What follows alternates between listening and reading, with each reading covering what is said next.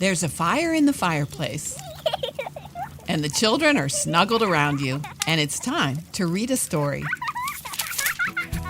Stories ask you that question. What do you truly love? What truly matters to you? And the stories over and over again kind of reorientate us towards the true north of what our lives really ought to be about.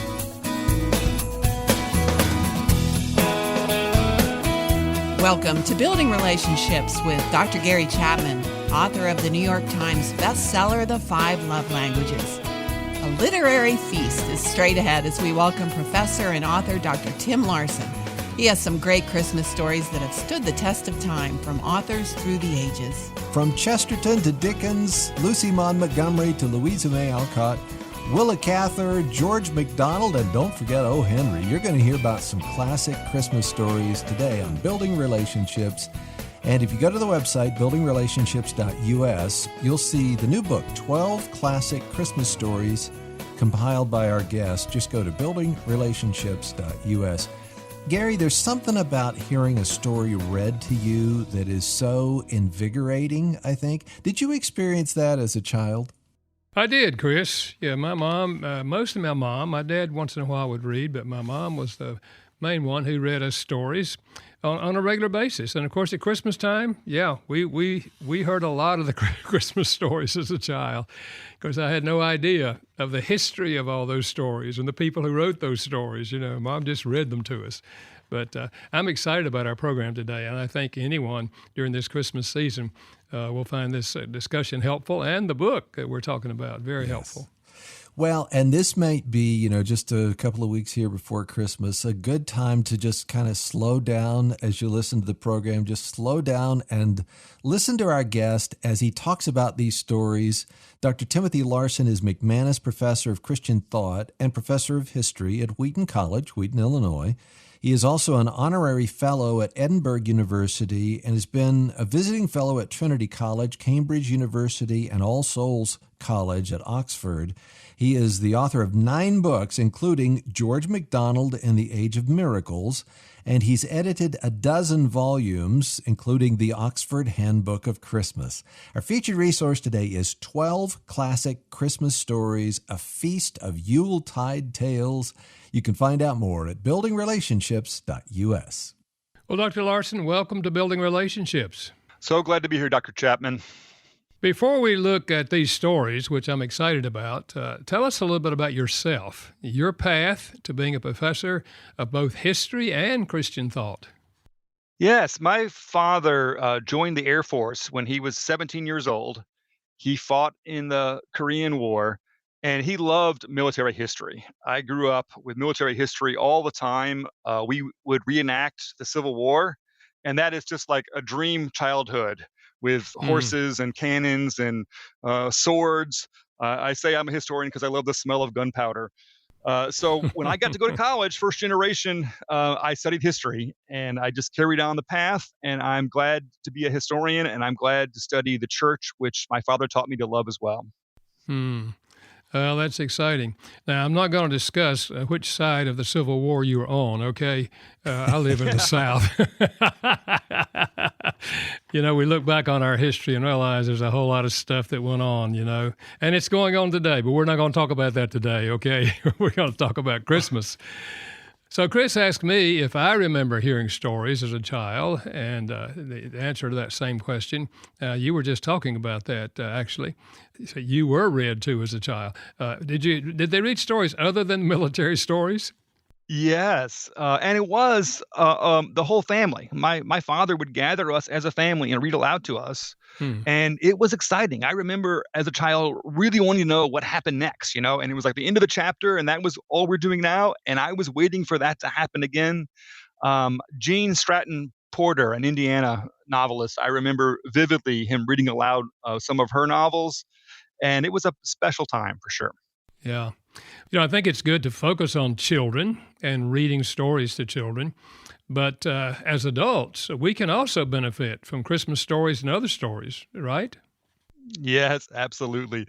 My wife, Jane, and I are now empty nesters, and She wonderfully reads aloud to me. In fact, almost all the stories in this collection, she read aloud to me. We do that regularly, and it's a wonderful practice. It's a way that we can draw closer to each other. The great thing about reading a story aloud is you can stop at any time and make comments. If you're watching a movie, that's harder to do. But we read a lot of mysteries, and we'll kind of like guess with each other, like, don't forget about that clue. I wonder what that means, how that ties into what's happening now. And it's a beautiful way to draw close to somebody. I'm guessing that a lot of our listeners, if not the majority, really are not experiencing that in their marriage, husband and wife reading back and forth to each other. I'm just guessing. I don't know what your experience has been outside your own experience, but I understand what you're saying. It can be a very uniting thing because you're focusing on whatever the topic is and you're asking questions along the way if you wish. So, I think I get what you're saying. Everything in life that has rewards takes a bit of intentionality and effort, and so it's a kind of thing that it's worth it, but it does take a bit of a commitment to say, let's try this out and see how it goes. Yeah. Well, I hope our listeners out there, somebody will say, hey, we can do that. Why don't we try that? And I think that whole thing of participating in the story, Dr. Larsen, is a lost art as well.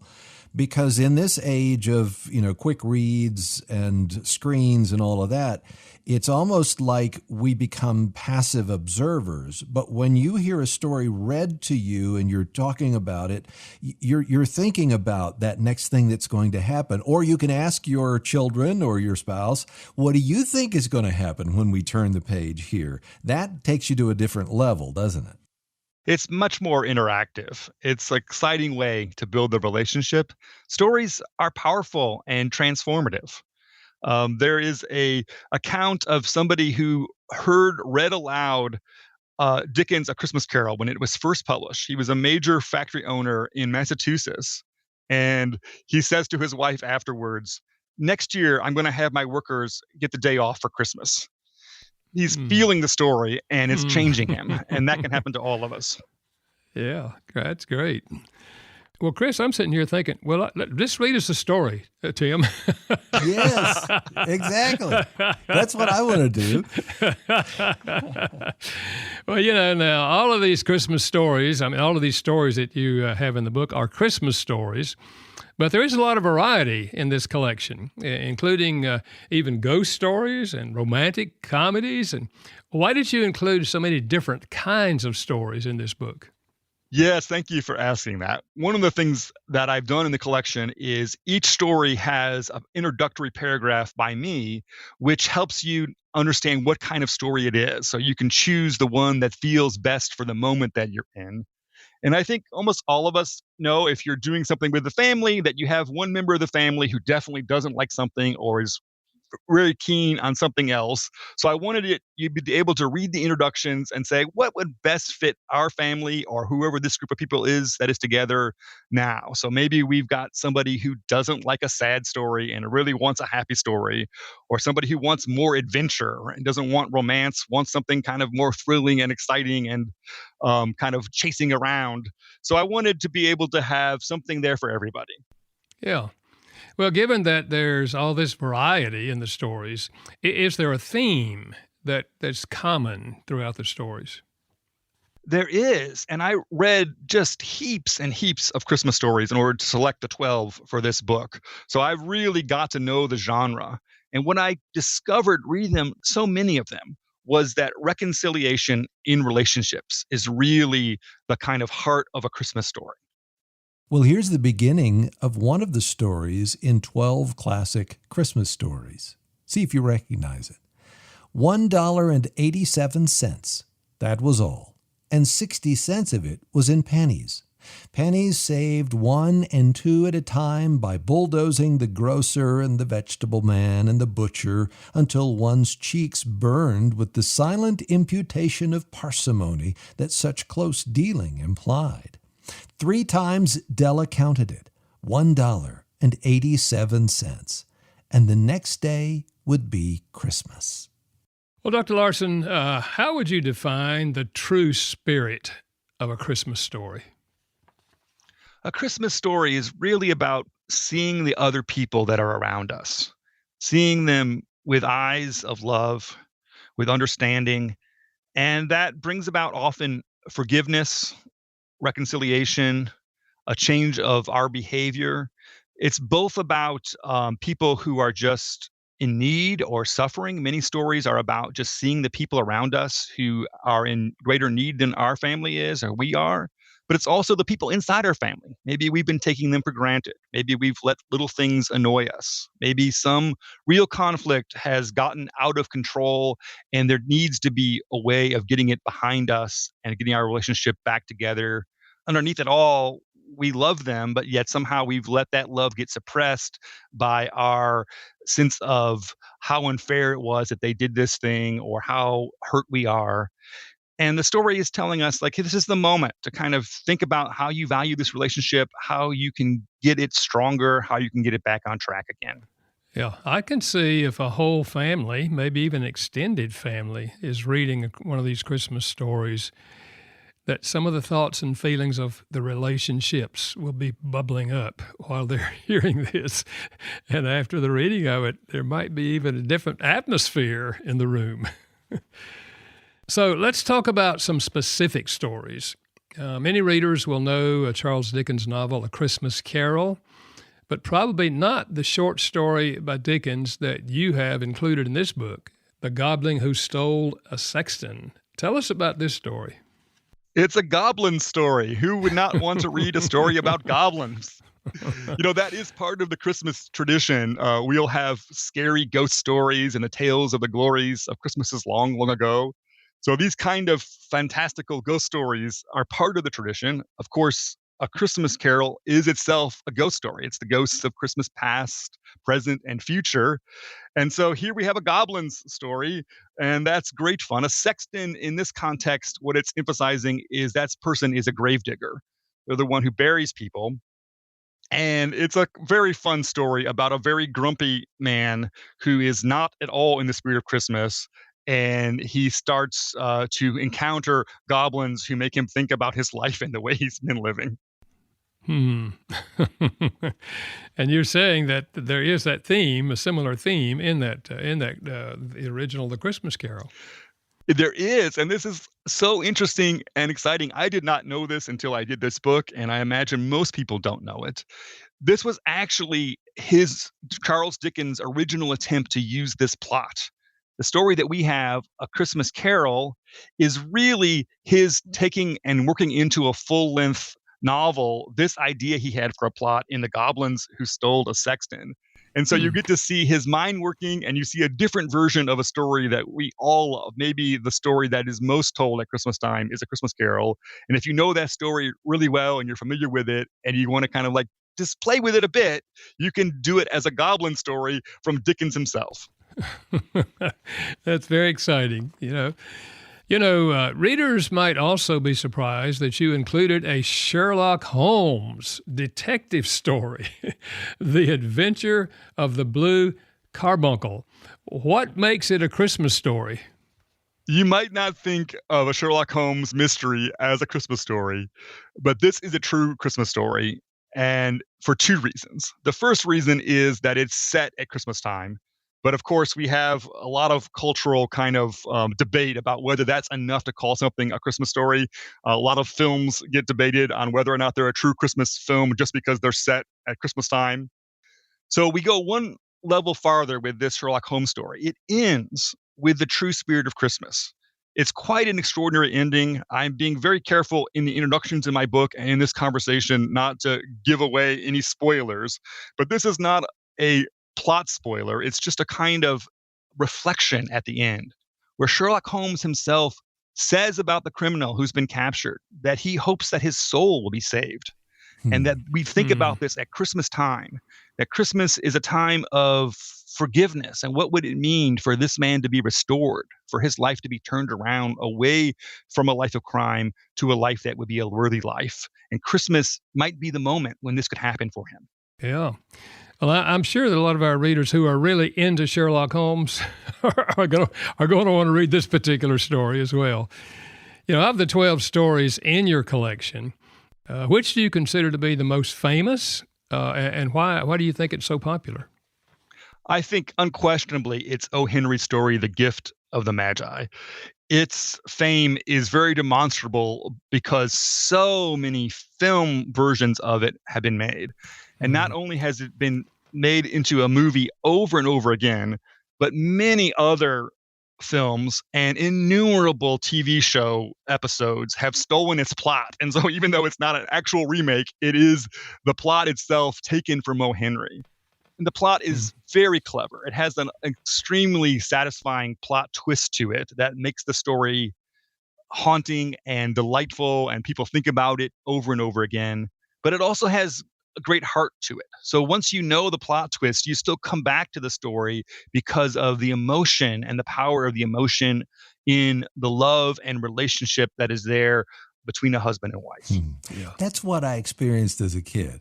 Because I had uncles, we'd go down to my grandmother's house and the uncles would be there, and I would ask them every time, tell the story about when you went hunting and you went, possum hunting and you caught the mink and that kind of thing. It was like the same story. I wanted to hear it again and again. And this O. Henry story is the same way, isn't it? There are nuances to the suffering that you mentioned a little, and the want and the need, of both the husband and wife, and the desire to show love to the other. And then what happens in the end, we won't give it away if you haven't read it. But there is this thing about hearing the same story again and again that really hits the nerve, right? Because we're different every time we come to the story. And so it's a kind of fixed point that helps us kind of reflect on where we're at now in our relationships and the things that we're thinking through. So there is something wonderful about that returning of a plot into our lives over and over again. And this O. Henry story, The Gift of the Magi, is just so perfect for doing that. I joke that you can think of it as a romantic story if you're broad-minded enough to imagine a romance being a story about a husband and wife. Yeah. That's good. Chris, I'm sitting here thinking that a lot of folks who are listening today to this program, if they get this book and they read some of these stories this Christmas, yes, it will become an annual affair. That is, they'll be pulling this book out every Christmas. As you said, the repetition of these stories as children are growing up can be powerful, as well as, of course, for adults. The other thing is that kids will capture this as well, because as I mentioned, we don't want to throw the internet away or screens away. I think we have really harsh words sometimes for what's going on in the culture. But the problem with kids and screens, Tim, is that that's all they know. And if they are given something else, if they are given this thing, sitting down and reading this story, and they capture that, then that's something that they're going to want for themselves. And then later on, they do the same thing for their kids, right? Absolutely. Partly what makes Christmas magical is that we do things that we don't do the rest of the year, or we don't do very often. We eat foods that are different from the foods that we have at other times in the year. And it gives it this celebratory, heightened connection. And so, yes, maybe we're not reading aloud very much in our regular lives anymore, but if you do it at Christmas time, you've created this magical memory of something different that we do.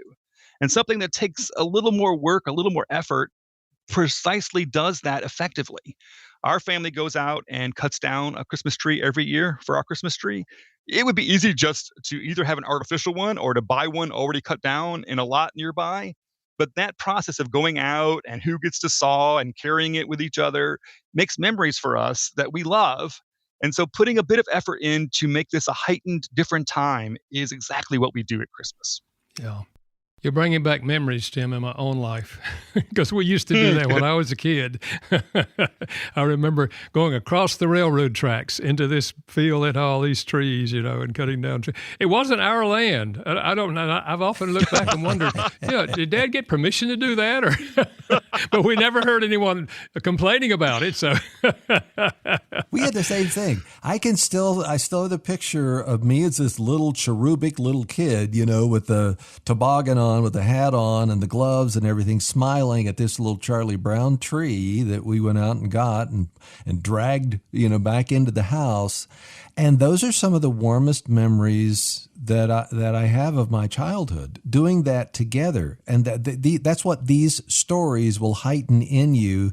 If you go to buildingrelationships.us, You'll see 12 classic Christmas stories, a feast of Yuletide tales. Go to buildingrelationships.us. I have to ask you here, Tim, do you have a favorite Christmas film? I know that this is a book, these are stories, but is there a film that you feel does the same thing that these stories do? Yes, I do watch the same films over and over every year as well. I always try to find new ones also, but I have my go-to list. And not surprisingly, It's a Wonderful Life is the one that is the highest in my canon of Christmas films. But one that people might not have heard of is called The Bishop's Wife.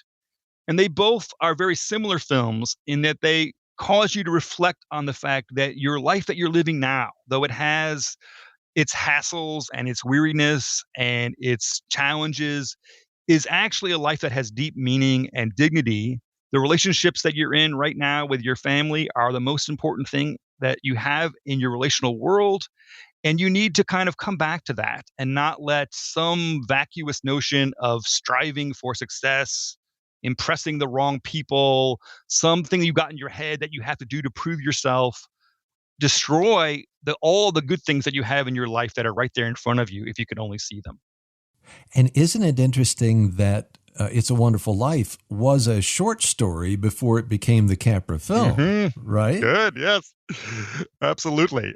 So many of the great films are actually based on literature. And of course, the most filmed of all is A Christmas Carol. Yes. And my favorite Christmas Carol film, other than Alistair Sim, the old Alistair Sim version, is A Muppet Christmas Carol. I think that the Muppets did one of the best things with the music and with the way that they framed that story that stayed faithful to what, the spirit of Dickens and what he was trying to do. I just, every time, they say that's for kids. No, that was for my heart. Do you feel the same way? I do. I love to watch endlessly new versions of that same plot. I liked Scrooged with Bill Murray, so I can go all kinds of ways with that plot and enjoy them over and over again.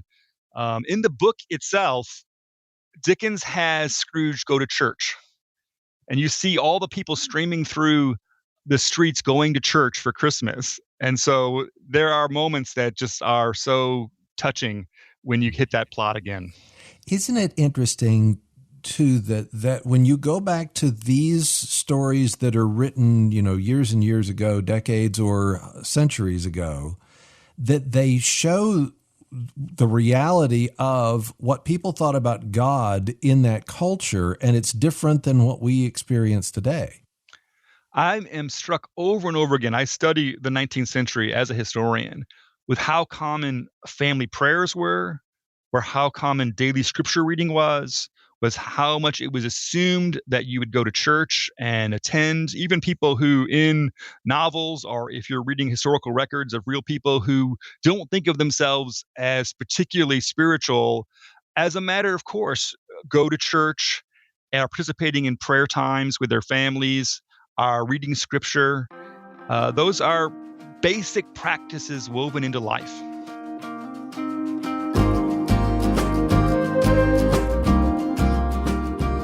This is the Building Relationships with Dr. Gary Chapman podcast. Thanks for listening and for telling others about our conversations. When you go to 5lovelanguages.com, you can find more ways to strengthen your relationships. Just click the Resources tab and you'll find the podcast there and today's featured resource. Again, go to 5lovelanguages.com. Well, Dr. Larsen, you included a story about George MacDonald, who had a great influence on C.S. Lewis and other writers. It's titled The Gifts of the Child Christ. Tell us about that story. Dickens' A Christmas Carol is my favorite Christmas story of all, but George MacDonald's The Gifts of the Child Christ is my second favorite one. I just think it is such a powerful story. It is filled with faith. I think it's almost too Christian for it to be widely known. People who pick Christmas stories often like to go more towards the cultural Christmas rather than really to the heart of faith. And so I think this story has not been anthologized the way it should be because of that. It also does have some sad elements, and so you have to be willing to be able to process some sadness to encounter a story like this. But it just gets me on a really deep level. It reminds us the most basic, powerful things about what we really care about in life, what we ought to care about if we have our head screwed on straight, if we're really thinking about life in a way that matters, that sees what is real and what is most important. This story will bring that home to you in a powerful way. Well, George MacDonald, of course, did a lot of good writing on various Yes. topics. And I actually haven't read this particular one, but I'll look forward to reading it. So, Lucy Maud Montgomery is well known for her series about Anne of Green Gables. But what story of hers did you include in the book, and why?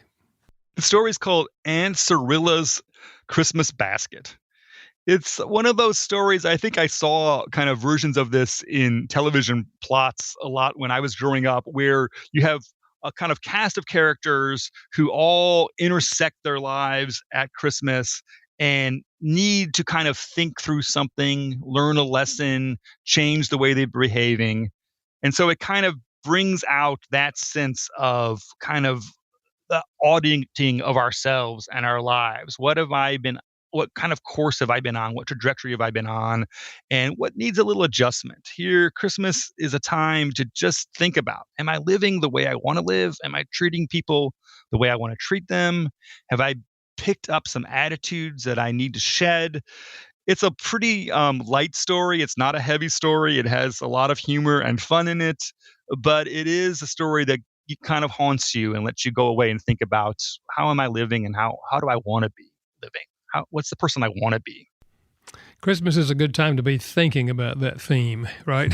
Because Yes. all of us at any juncture in life, there are things that we perhaps need to change. Some things we might need to let go, other things we need to start. And Christmas, of course, when we're reflecting on the life of Christ and all that transpired at Christmas, historically, it is a time for introspection and thinking about our lives.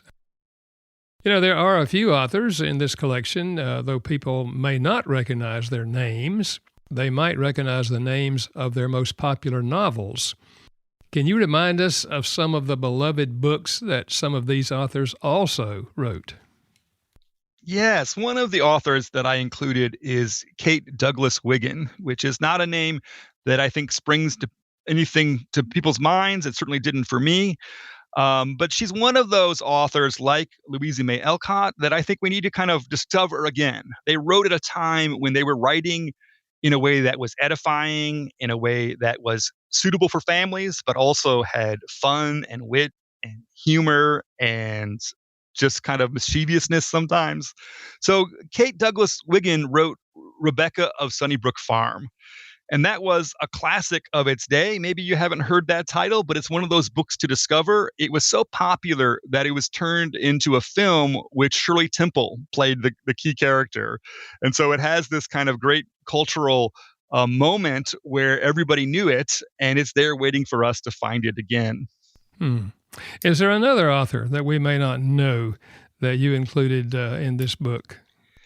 An author that is known in kind of literary circles, if you're serious about literature, is Willa Cather. I think she's one of America's greatest novelists. She was a novelist of the West, especially families that were pioneering, that were struggling to carve out a farm in very hostile environment without any kind of infrastructure or stores or resources. How do you get through the winter? How do you make this crop be viable for our living? It's a poignant story of America that she does over and over again. One of them is actually called Oh Pioneers. My Antonio is another one. And I just find her writing just strikes me again and again with the dignity of ordinary people and their struggle to provide for their families. As you share these things, I'm thinking that our listeners, along with me, might well be thinking, maybe I should take a history course in my local college and pick up on some of these things that I missed along the way. There's so much in terms of history that I think we could learn from if we took time to reflect back upon what has happened in the past. Of course, you being a history professor, you probably would say amen to that, right? Absolutely. And there's no pressure. You don't even have to take the tests. You can just do it as an audit and enjoy learning. It's all there waiting for you. It's a great idea. Great idea. You know, my grandson was a business major at Wheaton College, just graduated a year or so ago. But I think he did take a history course or two. I remember he mentioned that. I don't know if he was in your class, but I do know that he took a history class. I was glad to see that. Well, the oldest story in the book is by Washington Irving. It shows what Christmas was like 200 years ago. What did you find fascinating about that tale?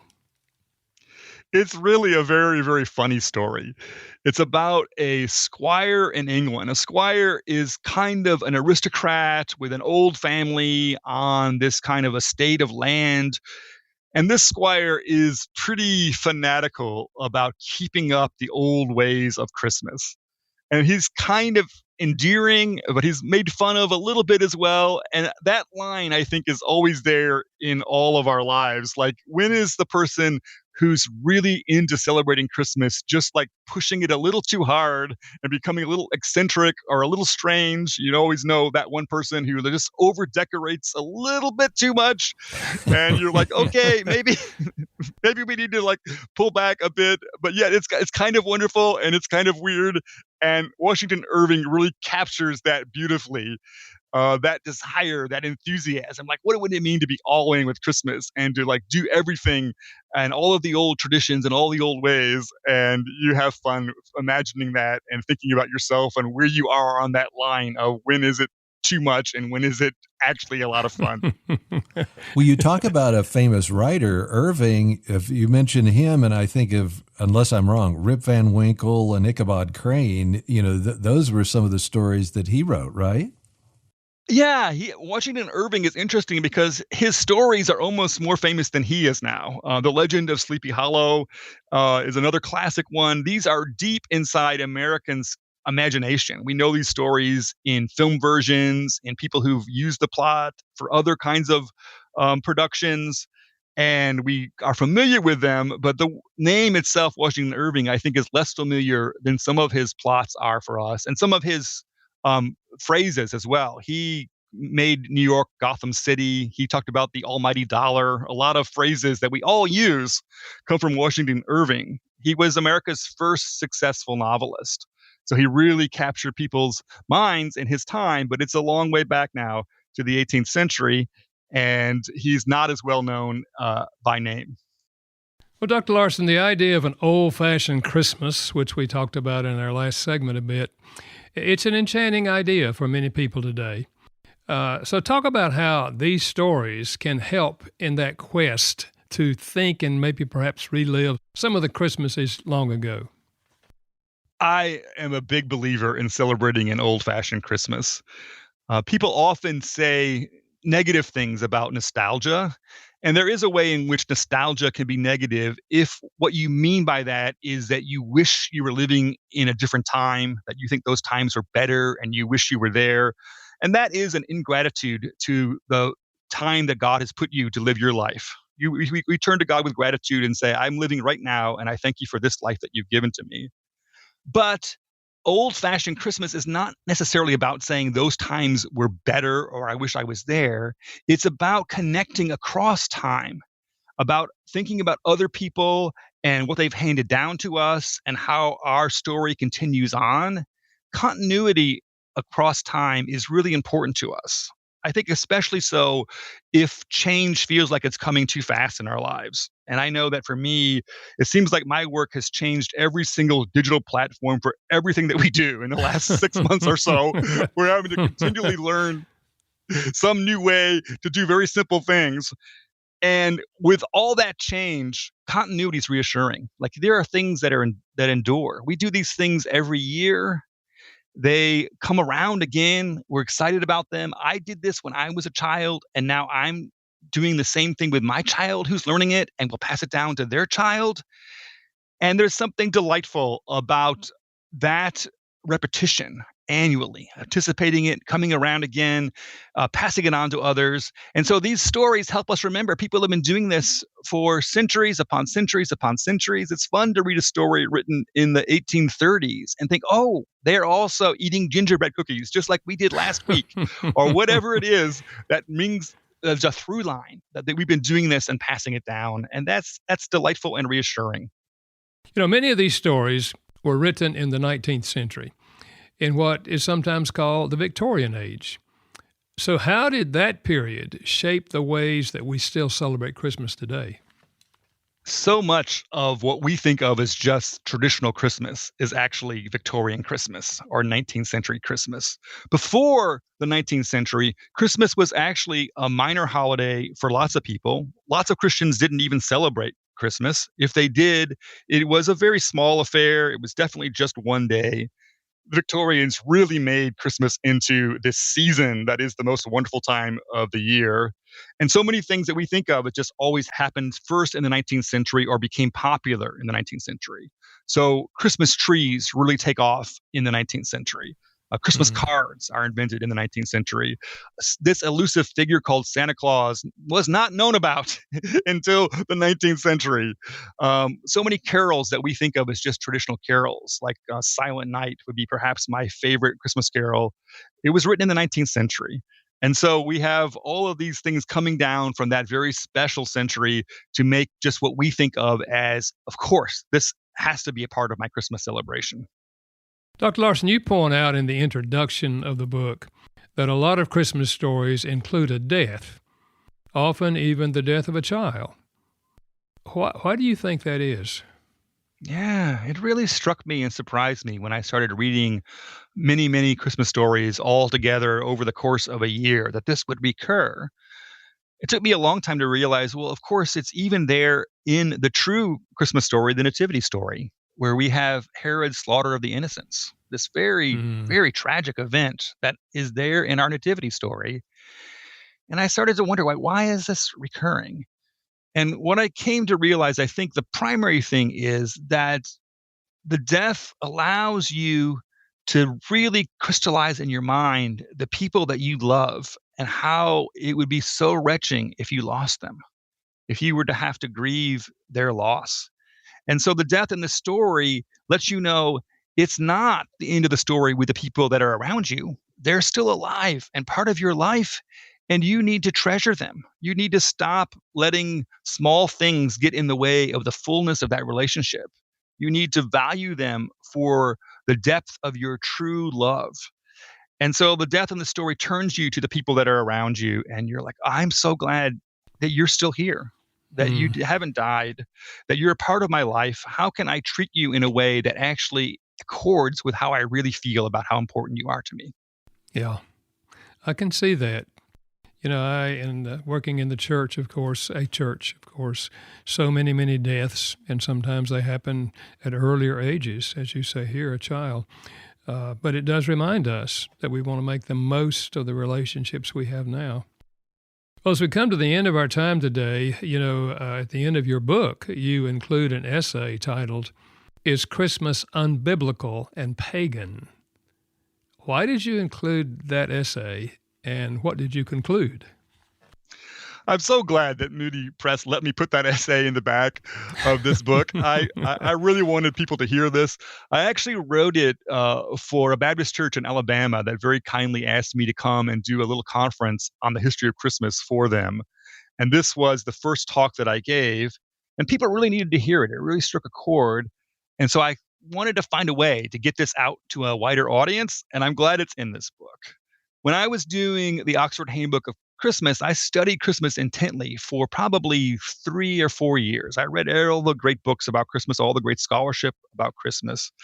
And I realized that this sense that some Christians have that maybe there's something pagan about Christmas, or it's not quite biblical or not quite right, is just wrong. It actually was started, part of it at least, by secular German nationalists who didn't want Christmas to be a Christian holiday. They wanted it to be a German holiday. And so they created this idea that Christmas trees, for example, are really a pagan ancient symbol that's before Christianity. They just made that up. There's no evidence for that at all. It's not historically true. It was propaganda to try to turn the holiday in a different direction.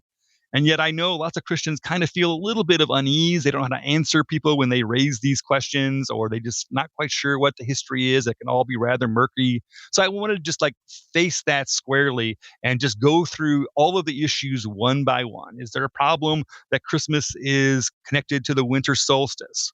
All the kind of issues that people raise that made me kind of put some kind of fear or doubt in their mind and say, no, this is a thoroughly Christian holiday.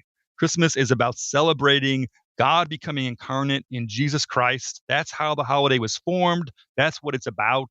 That's what it stands for. It's not unbiblical. It's not pagan. Tim, one more question for you. What do we miss about Christmas that these stories enliven for us or help us find? I think that we're always wanting to turn our thoughts once again to the things that really matter to us. And the stories, to me, that's the part I just keep coming back to. The story is asking you that question. What do you truly love? What truly matters to you?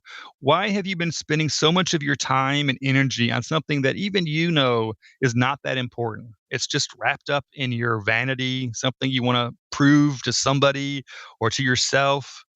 And the things that matter most to you are getting somehow pushed into the background. Somehow you're not actually prioritizing the things that you know, if you think about it, are the things that you value most, that you love most, that you are most proud of, that you most want people to remember you by. And the stories over and over again just kind of reorientate us towards the true north of what our lives really ought to be about. Yeah. Well, Tim, this has been a delightful conversation, and I think the book will be even more delightful to our listeners. And I really encourage our listeners to get this book. You've got time now before Christmas actually gets here to be reading these to your family. And if you're just single, reading them yourself, So thanks again for being with us today, and may God continue to bless and guide you in all that you're doing. Thank you so much. As my father would always say, may this Christmas be your best Christmas ever. Great.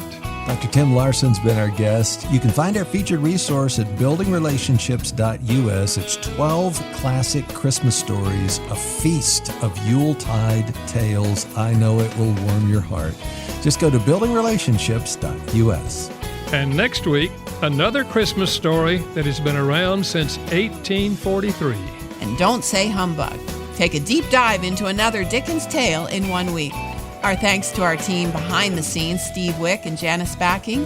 Building Relationships with Dr. Gary Chapman is a production of Moody Radio in Chicago in association with Moody Publishers, a ministry of Moody Bible Institute. Thanks for listening.